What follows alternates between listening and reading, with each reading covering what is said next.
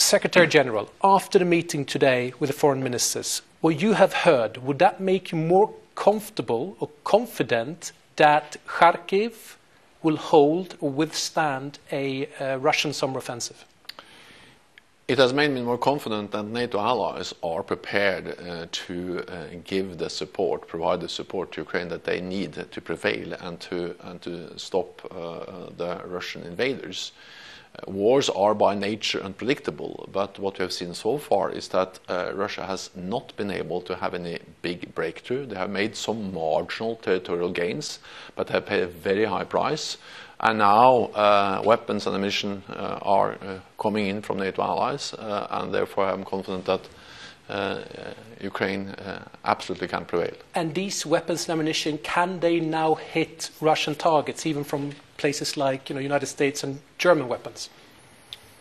Well, we need to remember what this is. This is a war of aggression. Russia has attacked another country, and that's a blatant violation of international law. But according to international law, self-defense is legitimate. And what Ukraine is doing is that they're defending themselves.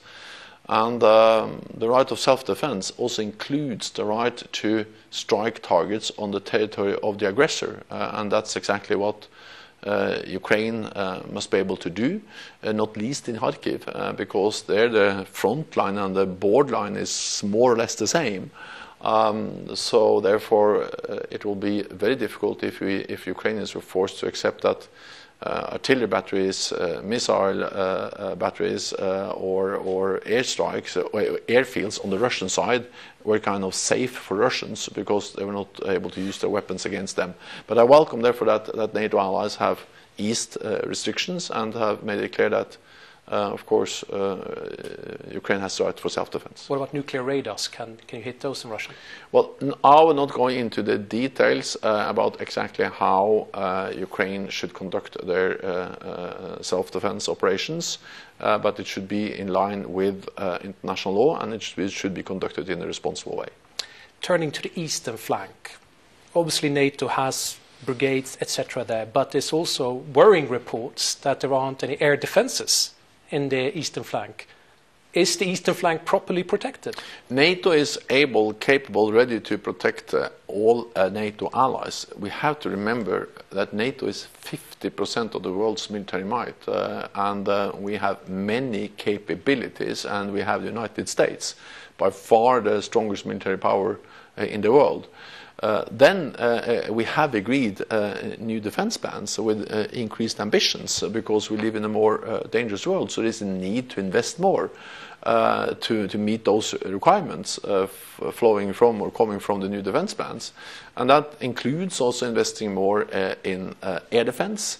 Allies have agreed to acquire or to field 700 more fifth-generation fighter jets. That's very capable systems to also do air defense.